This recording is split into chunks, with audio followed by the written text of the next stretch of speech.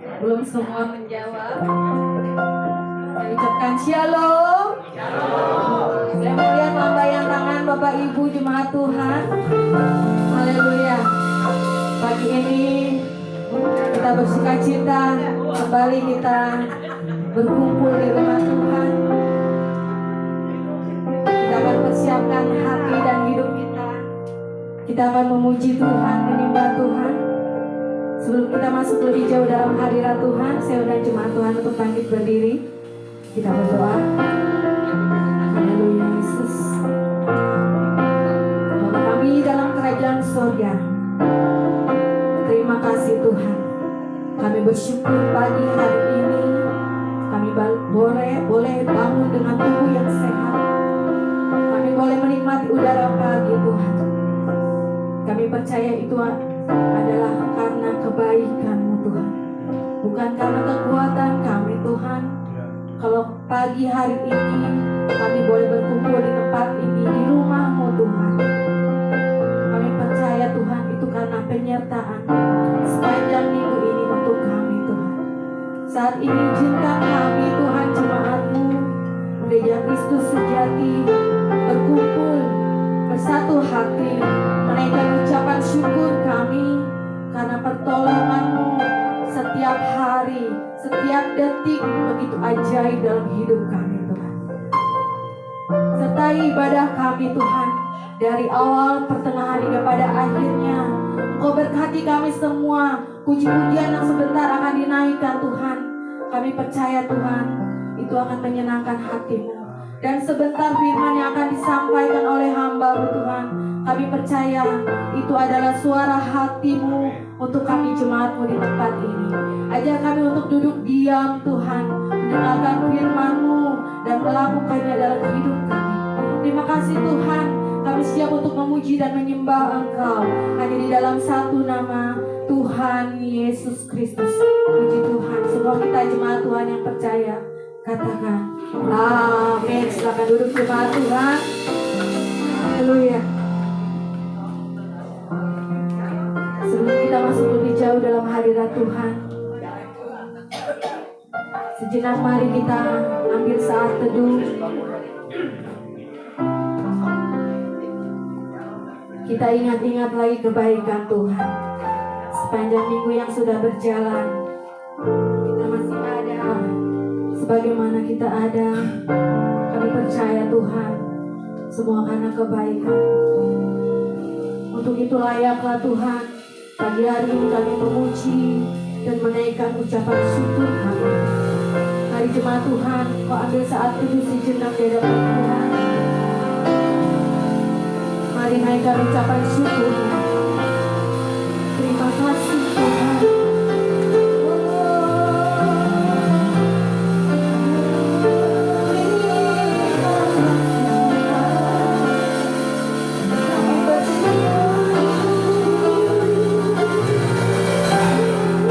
Hanya dalam hadirat-Mu kami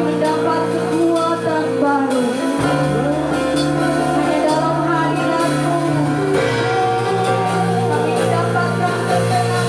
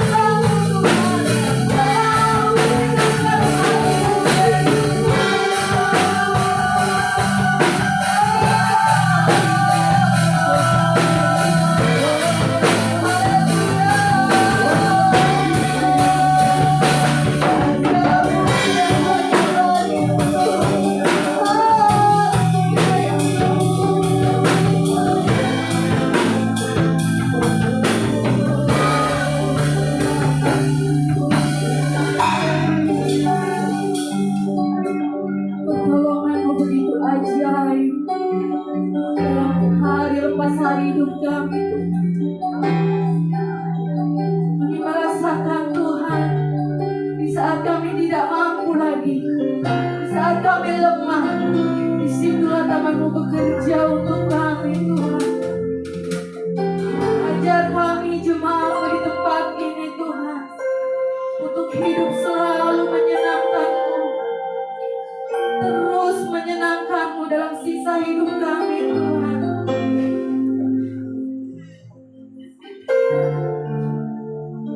Bahkan hal-hal yang baik yang kami lakukan, itu pun tidak bisa membalas kebaikan-Mu dalam hidup kami. Kebaikan-Mu besar dalam hidup kami Tuhan. Kami bersyukur Kau adalah Allah yang tidak pernah ingkar. Kau adalah Allah yang tidak pernah berhenti mengasihi kami, karena Engkau adalah kasih itu Tuhan. Kami percaya kami sudah menyembah Tuhan yang benar dalam hidup kami. Ajar hidup kami menyenangkan-Mu setiap saat Tuhan. Terima kasih Yesus.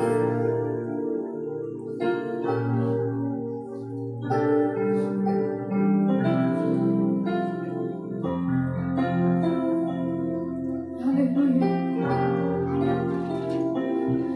Menyenangkan-Mu, senangkan-Mu, hanya itu kerinduanku Tuhan. Menyenangkan-Mu, senangkan hatimu.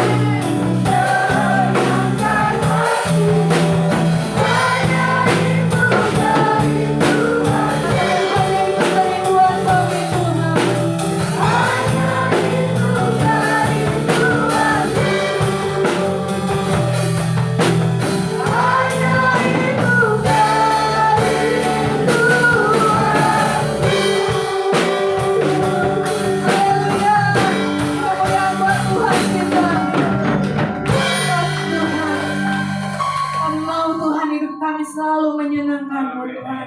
Inilah yang menjadi doa kami Jemaat-Mu di tempat ini Tuhan.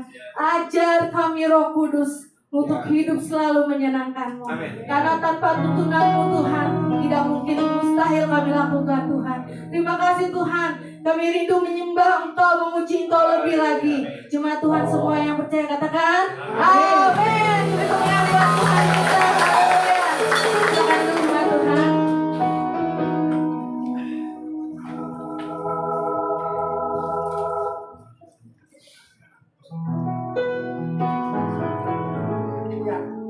Kita siap memuji-muji Tuhan dan kita mau bergoyang dalam Tuhan. Siap semuanya? Saya undang untuk sedang berdiri sama-sama. Kita akan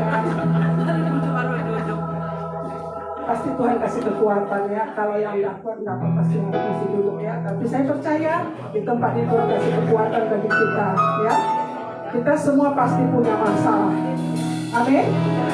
Setiap kita yang masih ada di bumi ini pasti punya masalah. Tapi Tuhan bilang masalah yang kita punya adalah biasa. Yang luar biasa adalah Tuhan Yesus. Setiap masalah ada masa luar-luasa.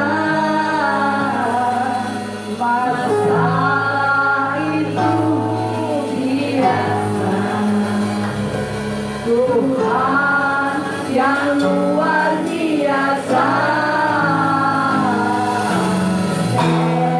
Perlu gelisah. Kita percaya Tuhan setia.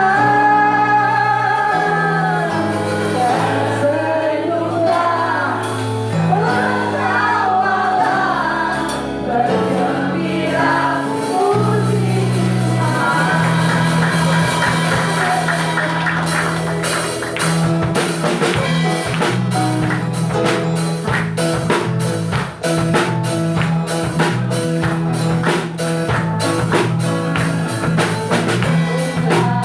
Hai semua, angkatkan segala beban masalah, bersukacitalah senantiasa, bernyanyi dan bertepuk tangan.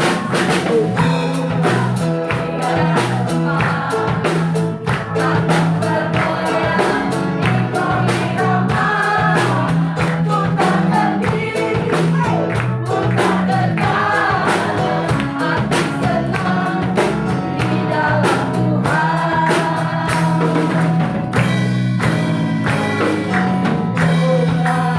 Hai semua, tanggalkan segala beban masalah, bersukacitalah senantiasa, bernyanyi dan bertepuk tangan. Tubuhlah ibadah Tuhan, kantong bergoyang, ikut irama, putarkan diri, putarkan kanan, hati senang di dalam Tuhan.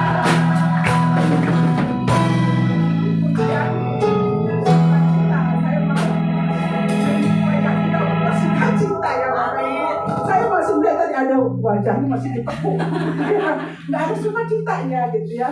Ini walaupun kita dalam masalah, kita harus tetap bersukacita karena kita tahu Tuhan kita adalah Tuhan yang baik, Dia penolong dalam kehidupan kita. Ya, coba kita angkat sekali lagi pujian ini. Setiap masalah ada masa kadaluarsa. Masalah itu biasa. Tuhan yang luar biasa. Perlu gelisah. Kita percaya Tuhan setia.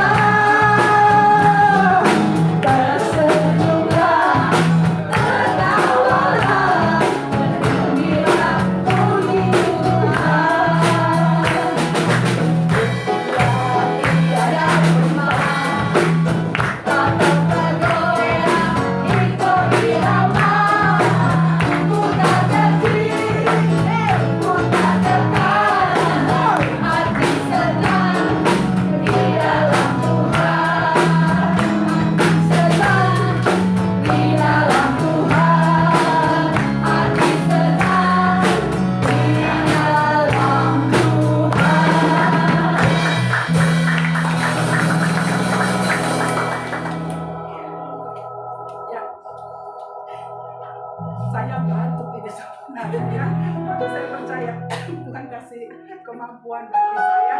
Amin. Dan biarlah kita tetap memuji Tuhan, dalam Tuhan seperti ini kita mau mengangkat satu pujian itu sore hari ini sudah lama saya rasa kita sudah suaranya sayang disayang.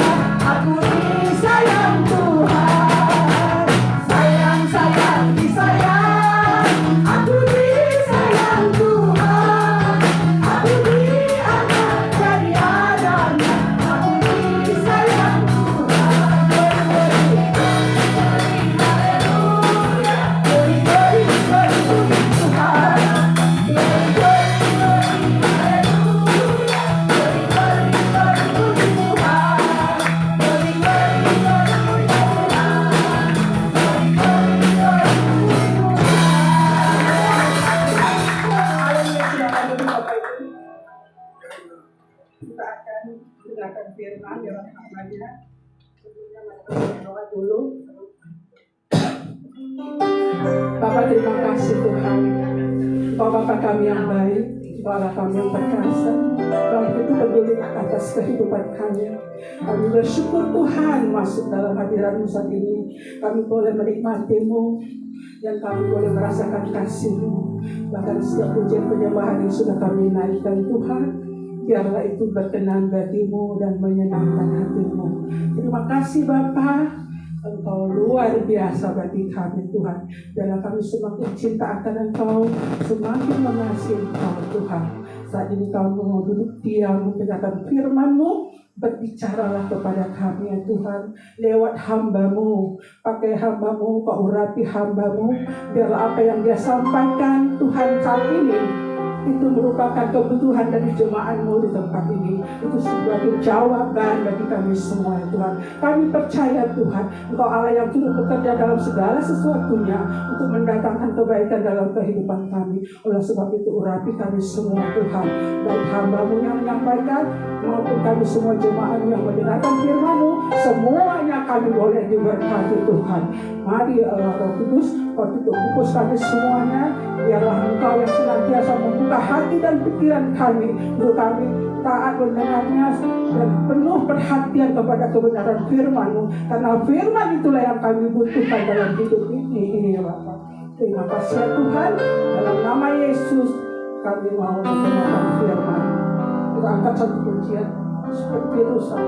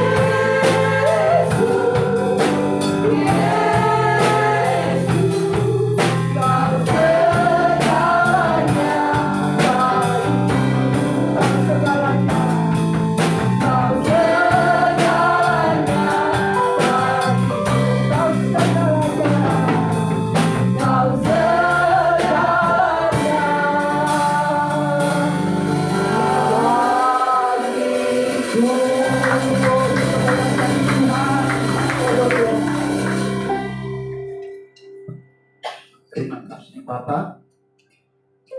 Dalam zaman di mana jiwa-jiwa kehausan akan kebenaran, kami boleh menghampiri tahta-Mu, dan oh Tuhan, kami boleh menghirup kesegaran dari sungai air hayat-Mu. Terima kasih jika pagi ini, sementara banyak orang mencari-cari sesuatu yang lain, kami boleh datang mencari Tuhan dan firman-Mu. Kami percaya Tuhan berjanji bahwa siapa yang datang kepada Tuhan tidak akan ditolak. Dan orang yang datang kepada Tuhan serta lapar dan haus akan kebenaran, kami akan dijamu sehingga kenyang. Terima apalah semua puji-pujian kami. Dan oh Tuhan, ampunilah kesalahan kami jika kami berbuat salah pada minggu ini. Kuduskan oleh kuasa darah-Mu, supaya kami boleh dalam kondisi yang oh Tuhan bebas dari segala kekhawatiran, dari segala kecemasan, dari segala ketidakpastian. Kami boleh datang oh Tuhan dan diisi oleh sebagian firman. Kami serahkan acara selanjutnya dalam tangan-Mu demi nama Tuhan Yesus. Haleluya. Amin.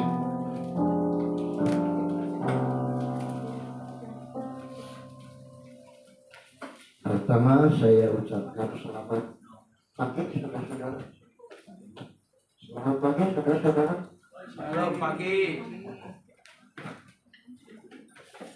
Dan saya ucapkan terima kasih.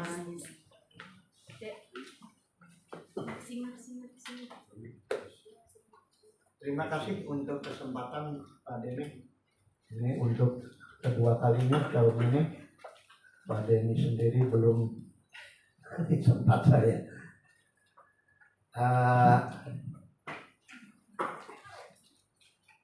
Suatu kehormatan kalau saya kembali boleh dipercaya untuk menyampaikan sebagian firman Tuhan. Dan pagi ini saya ingin menyampaikan firman Tuhan dengan tema berusaha untuk hidup berdaya guna. Berusaha untuk hidup berdaya guna, ya.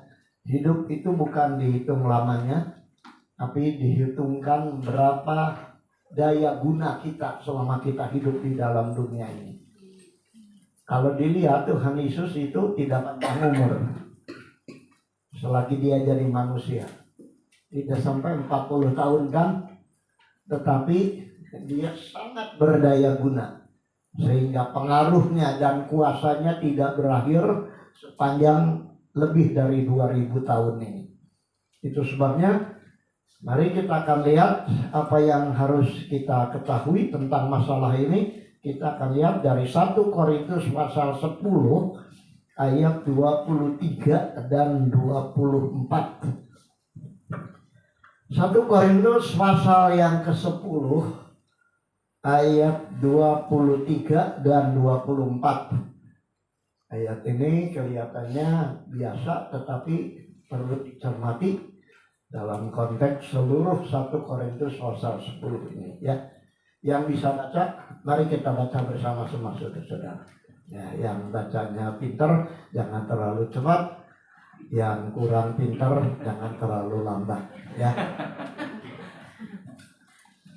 Kita baca bersama-sama 1 Korintus 10 ayat 23 dan 24. 1, 2, 3. Segala sesuatu diperbolehkan benar, tetapi bukan segala sesuatu berguna. Diperbolehkan benar, tetapi bukan segala sesuatu membangun. Jangan seorang pun yang mencari keuntungannya sendiri, tetapi hendaklah tiap-tiap orang mencari keuntungan orang lain. Saudara-saudara, orang-orang Korintus adalah orang-orang yang latar belakangnya adalah orang-orang yang merupakan penyembah berhala. Ya, Korintus itu sebagai salah satu daerah di mana latar belakang mereka bukan Kristen, tapi diikuti oleh penyembahan berhala karena termasuk salah satu provinsi dari Imperium Romano atau Kekaisaran Romawi, di mana kaisar menjadi pusat daripada penyembahan, dan kaisar juga menitahkan beberapa dewa-dewa untuk sama-sama disembah, sehingga biar enak dengerin. tentunya tanpa ini pun bisa keras lah sedikit.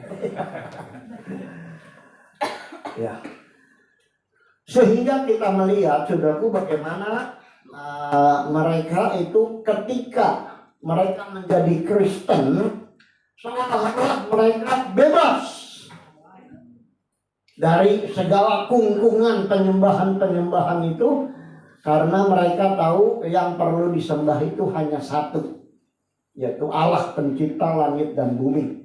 Sehingga dalam kebebasan itu mereka merasa seolah-olah hidup itu tidak terlalu banyak dibatasi oleh ini dan itu. Sudah seperti zaman sekarang kekristenan seolah-olah bagaimana kita aja gereja, mau apa juga terserah. Sudah ya.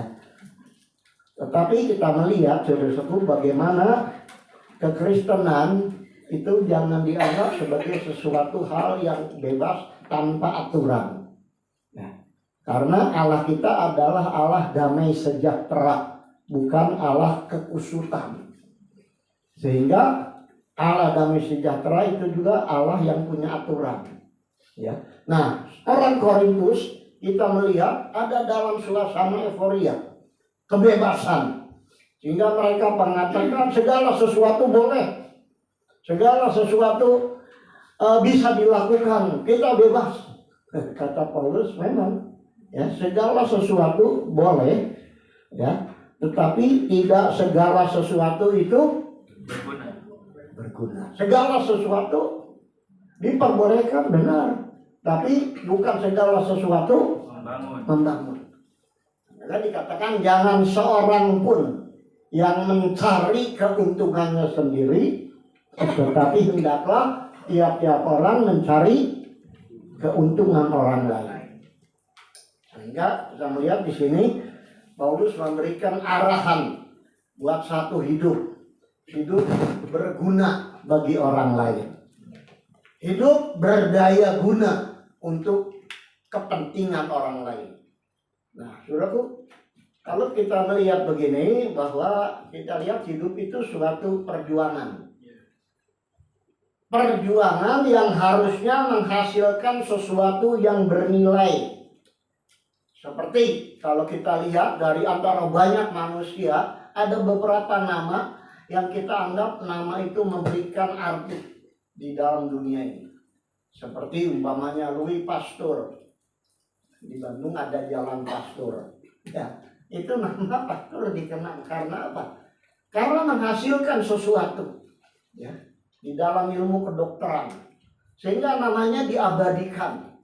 Ya, saudara juga mungkin ingat kepada satu nama, Thomas Alva Edison. Karena apa? Karena beliau yang melakukan percobaan riset berpuluh-puluh bahkan ribuan kali untuk mencoba benda apa yang bisa kena listrik itu tidak hancur pijar tetapi memberi terang. Akhirnya kita lihat diketemukanlah bola atau bola lampu. Namanya dikenang, saudara. Gutenberg umpamanya, untuk menyatakan orang lain. Sebelum itu, waduh, ya, tulisan itu di copy ini copy. Tapi setelah Gutenberg menemukan mesin pencetak, maka kita jadi punya buku-buku sekarang. Ribuan buku itu bisa dicetak kecil, bisa dicetak besar, ya. Nama itu dikenang. Dan kalau saya sebutkan, banyak sekali, ya. Dan termasuk di dalam Alkitab sudah seru. Kalau kita lihat, ya, ada nama seperti Besaleel, Aholiab. Siapa itu? Itu orang yang dulunya di Mesir. Tetapi selama mereka hidup, mereka itu menekuni sesuatu bidang yang mereka tidak tahu ketika mereka sudah keluar dari tanah Mesir dan Tuhan perintahkan untuk bikin tabernakel. Maka dua orang itu dicari oleh Tuhan. Karena apa? Karena berdaya guna. Dari banyak sekali orang Israel, ya, sampai 2-3 juta diperkirakan, ya 20 tahun ke atas saja 603.550 orang. Itu yang dipanggil oleh Tuhan itu 2 orang. Bisa lihat karena artinya mempunyai keahlian. Ketika Tuhan suruh bikin tabernakel, saya kadang-kadang dulu pikir bagaimana orang keluar dari Mesir boro-boro mikirin ini dan itu membuat tabernakel. Tapi Tuhan tahu ada 2 orang yang berdaya guna. Untuk apa? Untuk menjadi insinyur dari prototipe kerajaan sorga dibikin di dunia ini. Bikin peti perjanjian, bikin pelita emas, bikin mezbah rupa dan lain. Itu dimotori atau diinsinyuri oleh 2 orang. Musa sendiri tidak ahli dalam bidang itu. Bidang pemerintahan dia memang dulunya di Mesir, di istana. Tetapi jadi kita melihat di sini bagaimana adanya orang-orang seperti begitu itu membuat dunia ini jadi lebih enak didiamin sudah. Kalau saya sebutkan lagi, jadi bukan khotbah ini, ilmu pengetahuan nanti. Ya. Tetapi kita melihat di dalam kekristenan juga adanya orang-orang seperti Rasul Paulus yang dari 27 tulisan-tulisan perjanjian baru itu hampir setengahnya dia yang tulis. Kalau tidak ahli agama dulunya di dalam agama Yahudi, tidak mungkin dia bisa menuliskan sistematis begitu. Sehingga sarjana-sarjana dari agama mayoritas di Indonesia ini mengatakan kekristenan itu bukan agamanya Isa Al-Masih, agamanya Paulus. Paulin doktrinnya Paulus. Karena apa? Karena dia memang sebagai orang yang menyusun kekristenan itu dari mulai dasar harusnya begini. Nah, termasuk tulisan di dalam surat Korintus ini. Ya. Sehingga kita melihat saudara-saudara, ya di dalam 1 Korintus 10 ini, kalau kita baca ayat 5, coba kita baca ayat 5. 1 Korintus pasal yang ke-10 ayat 5. Tetapi sungguh pun demikian Allah tidak berkenan kepada bagian terbesar dari mereka, karena mereka ditewaskan di padang gurun. Dengan lain perkataan, Tuhan itu dari semua orang yang keluar dari Mesir, kebanyakan tidak berkenan. Karena apa? Karena tidak berdaya guna. Spesial bersungut-sungut juga. Bukan spesial sesuatu hal. Sehingga dikatakan sebagian besar, dan kalau kita baca ayat 6-10, ini spesialisnya dalam bidang ini. Tapi yang berdaya guna itu tidak banyak. Makanya yang keluar dari Mesir, ya, itu yang masuk ke sana itu tercatat hanya berapa orang? 2 orang.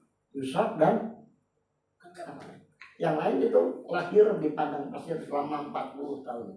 Yang lain ditewaskan di padang. Lalu saya harap dari antara banyak orang Kristen, kita nanti termasuk orang-orang pilihan. Tuhan itu sudah hampir datang. Rapture sudah hampir. Pengangkatan itu sudah hampir. Jangan sampai nanti 2 di tempat tidur, 1 ketinggalan. Karena yang 1 berdaya guna, yang 1 tidak. 2 orang di pabrik, entah di Galuh atau di mana, nggak tahu. Yang 1 ketinggalan. Tapi kalau kita lagi begini, ini sudah rasanya sih keangkat semua ya. Rasanya. Karena Tuhan yang tahu. Ya. Apalagi tadi lagi bergoyang-goyang. Ada yang goyangkan cepat ke sana atau goyang imannya sudah. Nah, termasuk Paulus. Paulus dia katakan di dalam ayat terakhir 1 Korintus 10 itu, sama seperti aku juga berusaha menyenangkan hati semua orang dalam segala hal, bukan untuk kepentingan diriku, tetapi untuk kepentingan orang banyak, supaya mereka beroleh selamat. Ini penutup dalam 1 Korintus 10. Jadi kita lihat surat Paulus itu mengandung arti. Tidak boleh dilepaskan begitu saja. Paulus bilang, aku berusaha menyenangkan semua orang, supaya semuanya selamat. Ya. Walaupun dia sendiri ada di bawah ancaman tiap hari. Makanya Paulus bilang, aku ini seperti orang yang sudah dijatuhi hukuman mati. Siap mati. Tapi bukan untuk kepentingan diri sendiri, tapi untuk kepentingan yang dia layani. Nah, itu sebabnya, saudara-saudaraku, apa yang kita perlu ketahui tentang hidup yang berdaya guna? Apa yang kita harus tahu? Pertama, bahwa kita perlu tahu waktu hidup adalah modal dasar untuk kita melakukan sesuatu yang berguna. Sekali lagi, waktu hidup adalah modal dasar. Waktu hidup, bukan duit, bukan kepintaran, ya, bukan nama baik, bukan keturunan, bukan apapun, saudara-saudara. Tetapi sekali lagi, waktu yang Tuhan berikan. Makanya saudara-saudara, orang Inggris mengatakan time is disamain sama duit, waktu. Tapi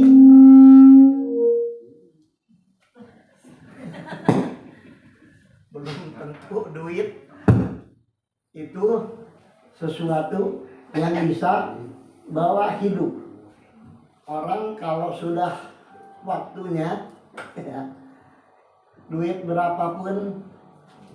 Makanya waktu Alexander Agung meninggal, Alexander the Great, dia pesan, kalau saya mati nanti, ya, pertama waktu saya dibawa dengan peti mati, yang mengiringi saya itu harus dokter-dokter spesialis yang selama hidup saya mengurus saya, dokter-dokter spesialis.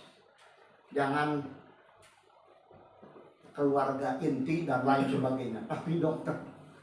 Yang kedua, sementara orang jalan seperti orang Tionghoa, kalau ada yang meninggalkan suka buang-buang duit, tapi duit-duitan, betul tidak?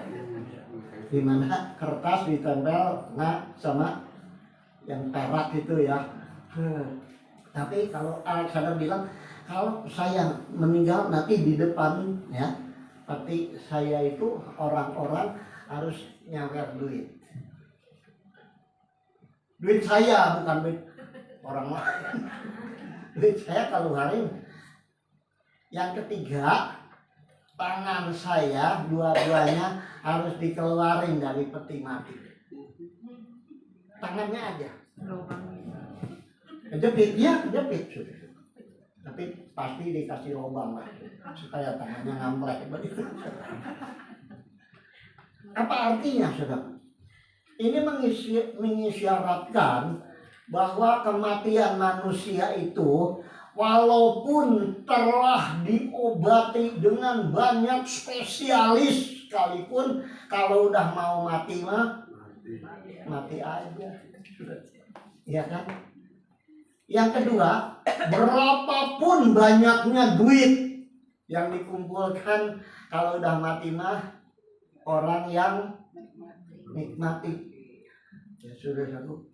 Dan yang ketiga, kalau mati tangan nggak bawa apa-apa. Tangannya dikeluarin supaya tahu nggak bawa apa-apa. Jangan pakai cincin, jangan. Terus saya masih pakai cincin. Jangan. Supaya tahu bahwa manusia itu mati ke sana Datang tangan hampa, pulang juga tangan hampa.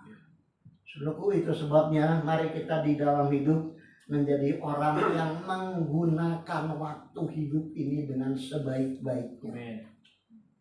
Kemarin saudaraku hampir-hampir saya pikir, waduh, besok saya khotbah 4 kali. Gimana? Karena apa? Keluar keringat dingin, saudara. Waduh, saya bilang, ya. Terus gara-gara apa? Gara-gara ada orang ngebeliin HP baru, saudara. HP baru dipindah-pindahinnya hari Minggu.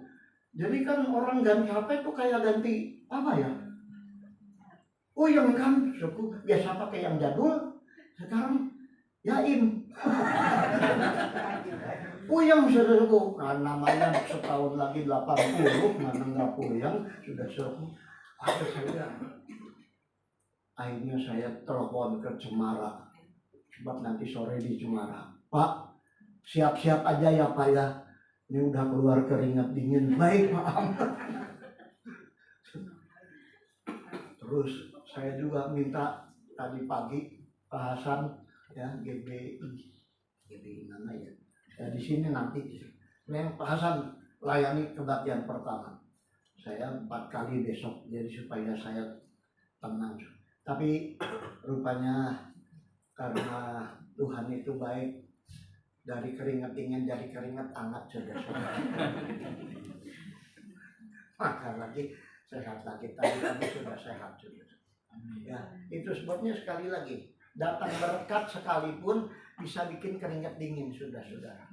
Ya kan harusnya dibeliin HP itu mahal gitu, saudara senang ya. Tapi ini puyeng saudara. Ya tapi sudah orang ngasih ya diterima aja lah. Makanya dalam Efesus pasal yang kelima, kalau kita mulai baca ayat 14 sampai ayat 21 itu dikemukakan. Kita tuh harus betul-betul menggunakan. Kita persingkat saja dalam Efesus 5 ayat 15 saja. Sampai ayat yang ke-17. 3 ayat ya. Efesus 5 ayat 15. Sini ada yang berbaik untuk baca.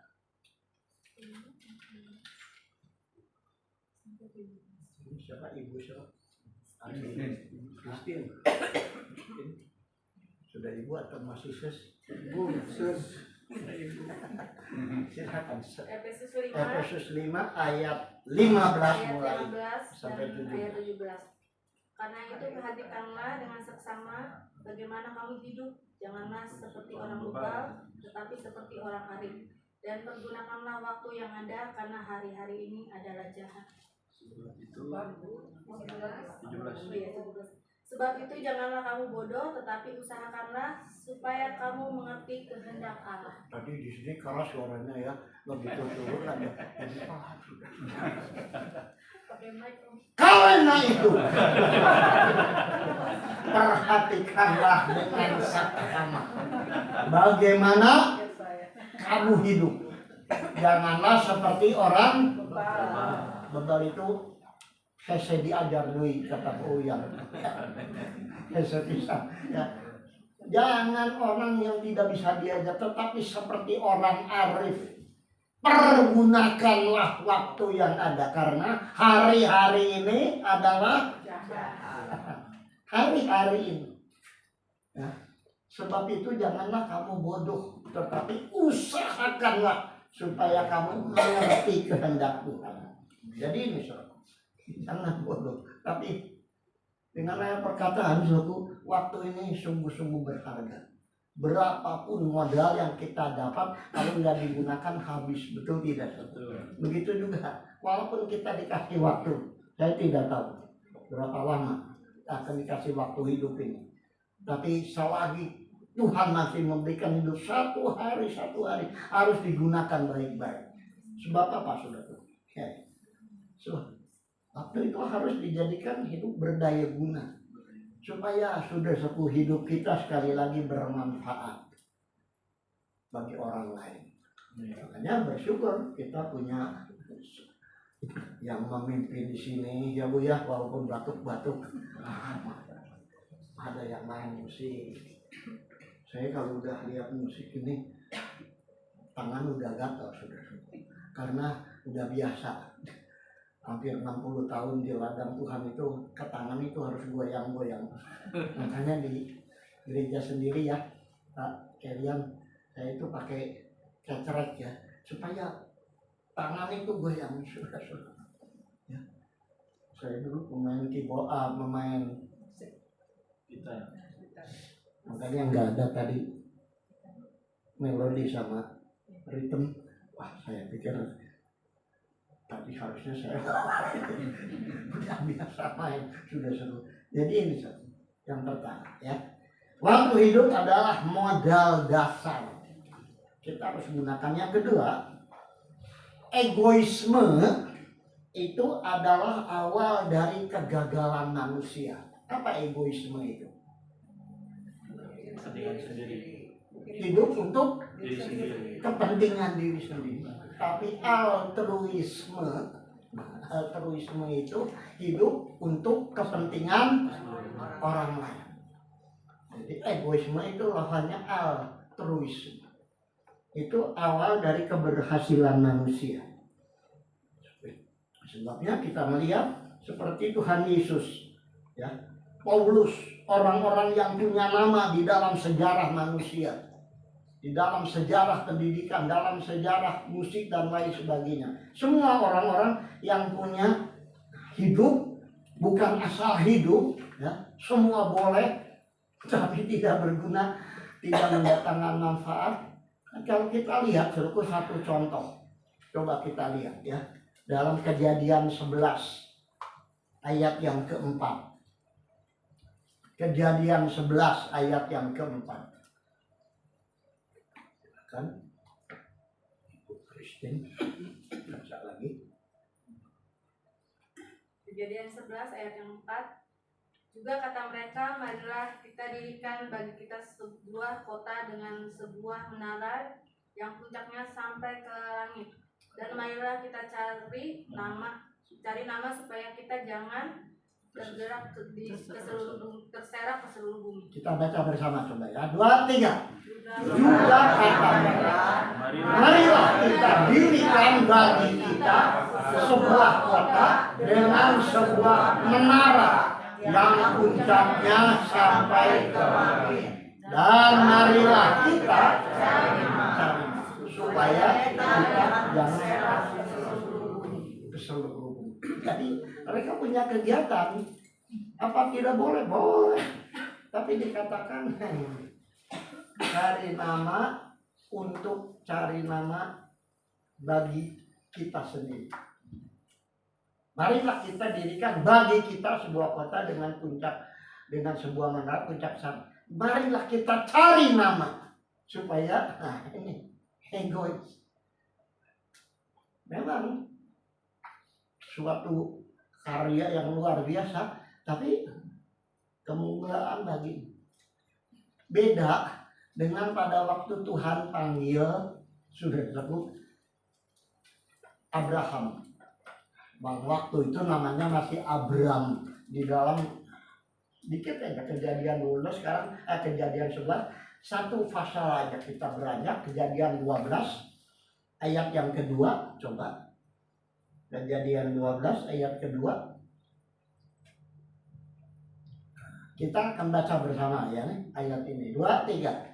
Aku akan membuat engkau menjadi bangsa yang besar dan memberkati engkau, serta membuat namamu masyhur, dan engkau akan menjadi berkat. Beda. Ya.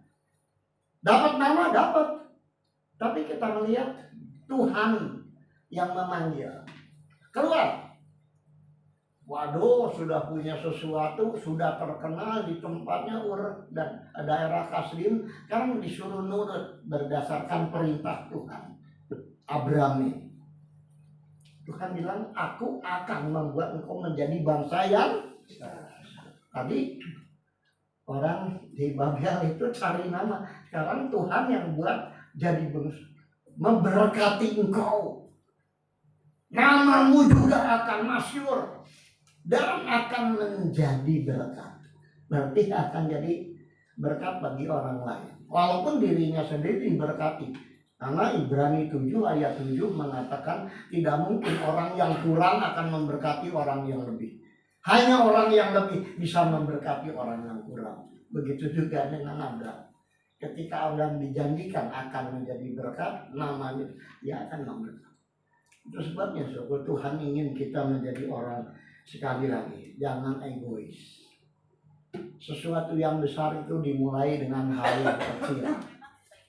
Nah, siapa yang setia dengan perkara kecil mesti dianugerahkan hal yang besar. Amin.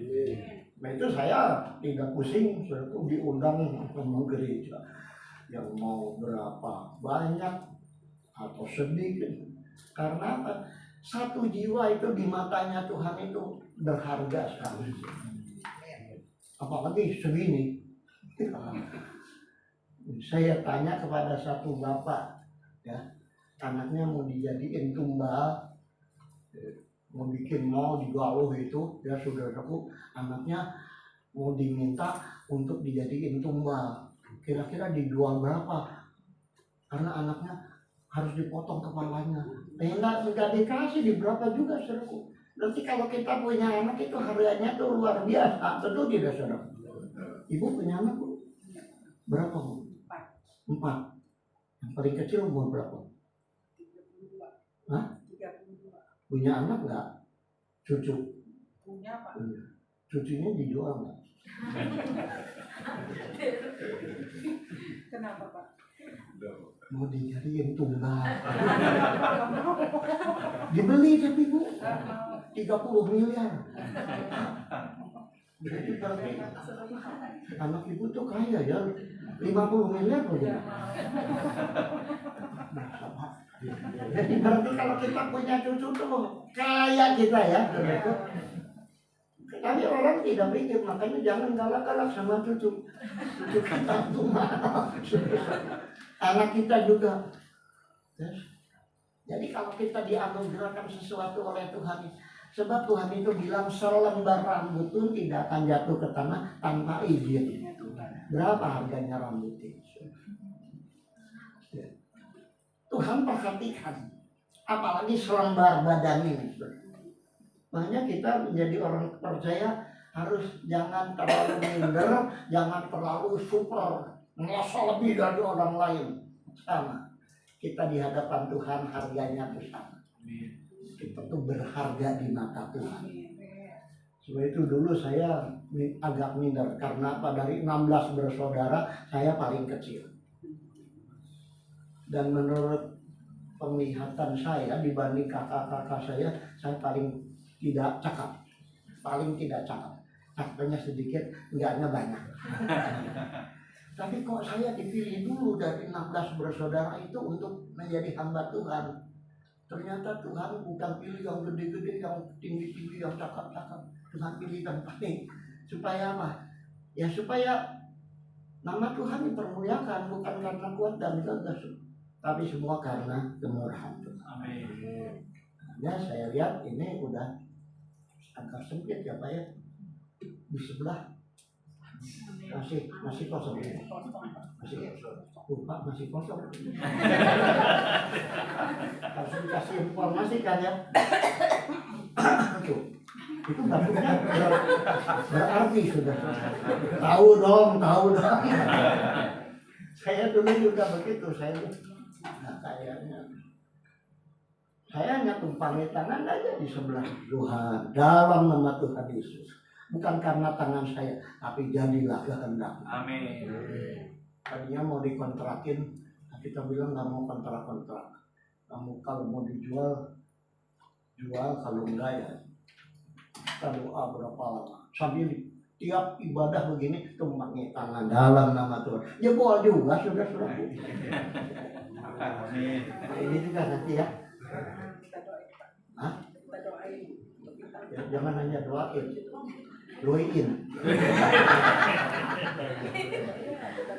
Ya, egois. Saya lihat dari wajah-wajah saudara meyakinkan saudara-saudara. Ini sedikit. Kata orang Sunda, duit mah teu kongkorong. Mengerti tidak? Nah, uang itu tidak kongkorong begitu enggak. Tapi saya punya duit 2M atau 3M enggak akan saudaraku. Tapi saya khotbah di Jakarta ya, satu gereja GPPS. Siapa yang punya uang lebih dari 1M, pendetanya langsung berdiri. Pendeta ya namanya udah berapa puluh tahun, masa 1M aja nggak punya ya Pak ya. Yang terakhir, nggak ada yang haleluya Pak. Saya sebentar khotbah di situ. Yang terakhir, hidup yang berdaya guna atau bernilai itu memberi keuntungan ganda. Kalau kita punya hidup bernilai, itu memberi keuntungan ganda. Artinya apa? Keuntungan di sini dan nanti, ya. Di sini dan di sana. Jadi kalau orang hidupnya itu berdaya guna, di sini dikenal orang, di sini digunakan orang, di sini dicintai orang, apalagi nanti di sana kekal untuk selama-lamanya. Makanya kita dalam soal ini itu harus punya pandangan yang tepat. Artinya hidup itu harus punya pandangan yang tepat, seperti kalau kita baca di dalam Matius pasal yang ke-6 ayat 22 dan 23. Matius pasal 6 ayat 22 dan 23. Silakan. Kalau belum hafal baca aja. Matius 6 ayat 20. Ya ini besar kan daripada yang kecil-kecil. Lebih baik yang besar. Matius 26 Enggak ada. Matius 6 ayat 22 sampai 20. Tenang aja. Ayat 22 sampai 23, mata adalah pelita tubuh. Ya. Jika matamu baik, teranglah seluruh tubuhmu. Jika matamu jahat, gelaplah seluruh tubuhmu. Jadi jika terang yang ada padamu gelap, nah betapa gelapnya kegelapan. Ini masalah pandangan. Mata itu adalah pelita dari tubuh. Jika matamu baik, teranglah seluruh tubuhmu. Tapi jika matamu jahat, gelaplah seluruh. Jadi jika terang yang ada padamu gelap, betapa gelapnya pandangan. Ini bicara soal pandangan hidup. Pandangan hidup itu jangan seperti orang Korintus.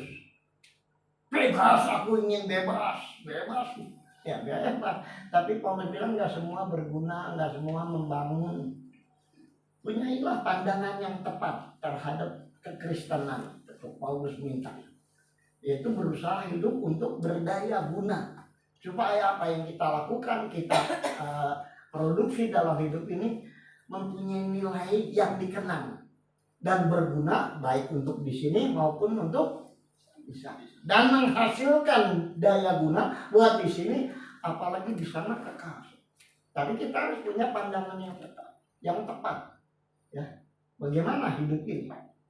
Sebab kalau pandangan kita salah, egois, maka pasti nggak untung. Tapi kalau kita mementingkan hidup bagi orang lain, maka pasti akan berdaya guna. Walaupun tidak cepat, tapi pasti. Makanya saya di Depok itu dikasih julukan oleh mendiang Pak Wisman. Ya, koreanya Pak Wisman, siapa namanya? Suhab, itu tokoh Tionghoa yang sudah tiada. Lalu, yang mah katanya jadi pendeta di Depok pakai ini, katanya pakai apa? Ilmu apa? Ilmu rinyu tuh masih ingat? Ilmu rinyu itu apa? Rayap.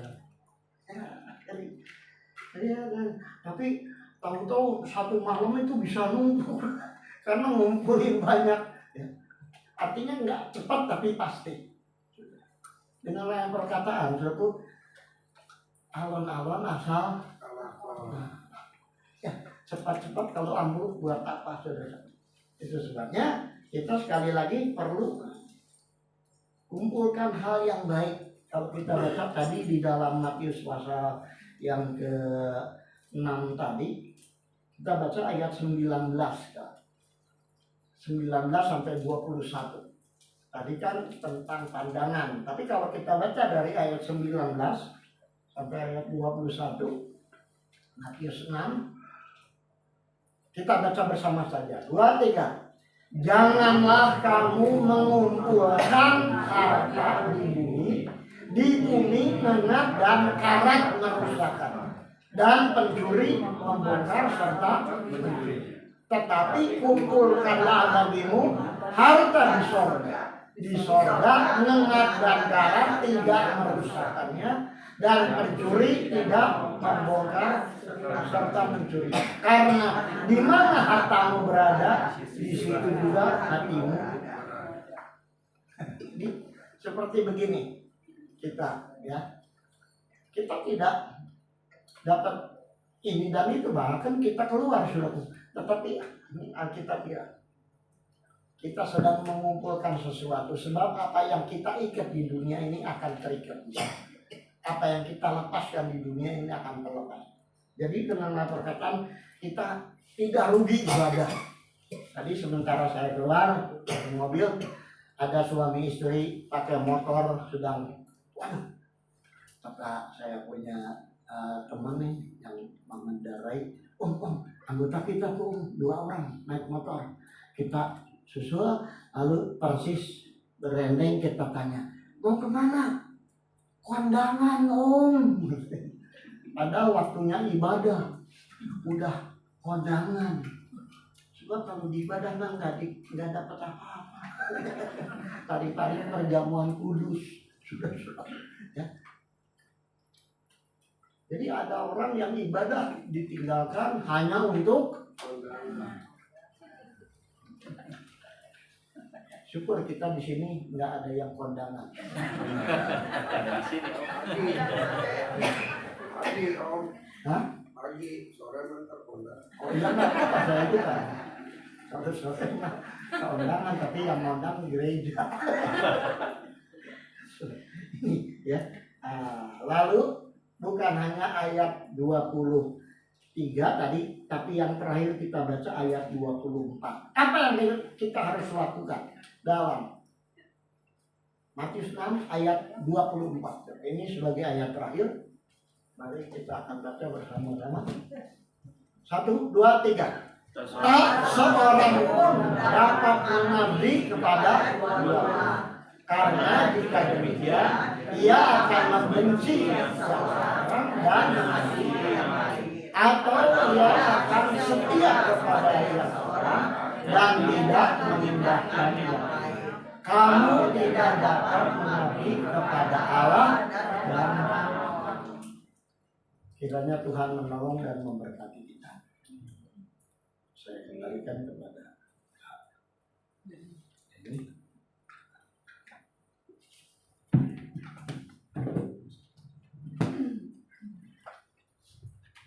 Saya mohon maaf tidak bisa sampai habis ya. Langsung dari itu. Cek saudara.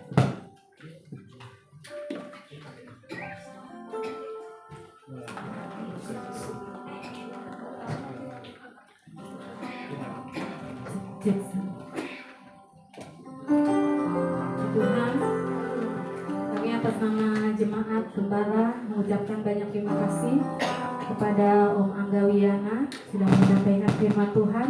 Tuhan Yesus memberkati Om dimanapun berada. Puji Tuhan. Kini tiba saatnya kita akan berikan persembahan kita. Yang bertugas saya persilakan untuk maju ke depan.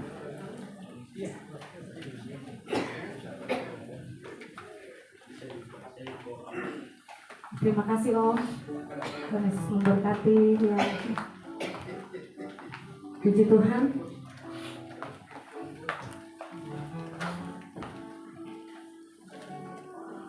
Mari jemaat Tuhan, kita berdoa. Bapa kami dalam kerajaan surga, terima kasih Tuhan. Kami sudah memuji Engkau dan kami juga sudah mendengarkan sebagian dari firman-Mu.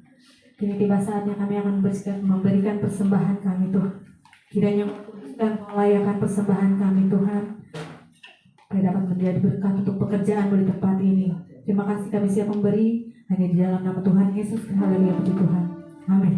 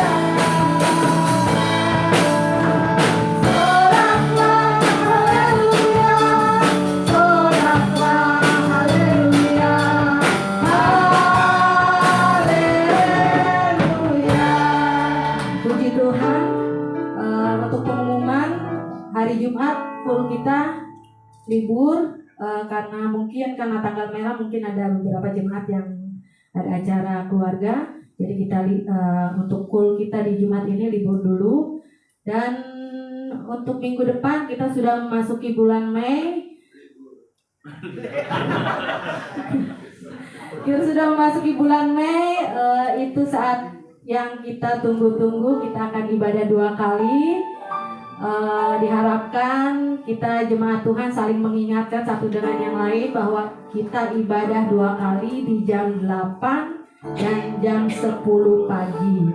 Jadi yang bisa ikut di ibadah pagi silakan, yang bisa ikut di ibadah siang monggo, yang mau ikut di ibadah dua-duanya puji Tuhan. Haleluya, itu saja pengumuman hari ini.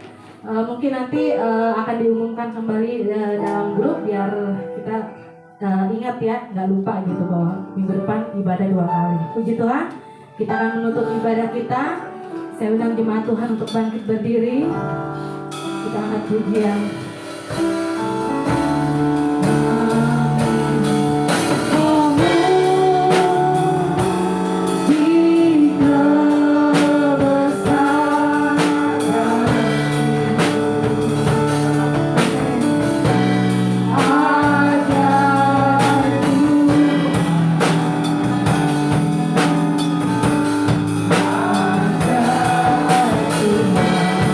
Kami memuji kebesaran-Mu Tuhan.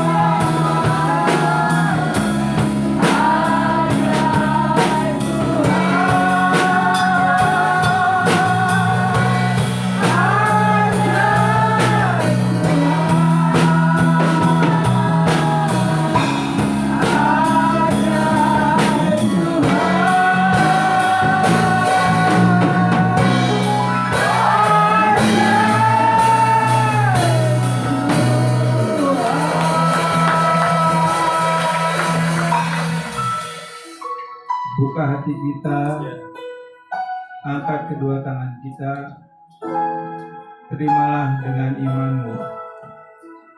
Berkat daripada Allah Bapa dan Putra dan Roh Kudus, yaitu di dalam kasih karunia Tuhan Yesus Kristus, pergilah dan menjadi berkat bagi sesama. Yang percaya katakan amin.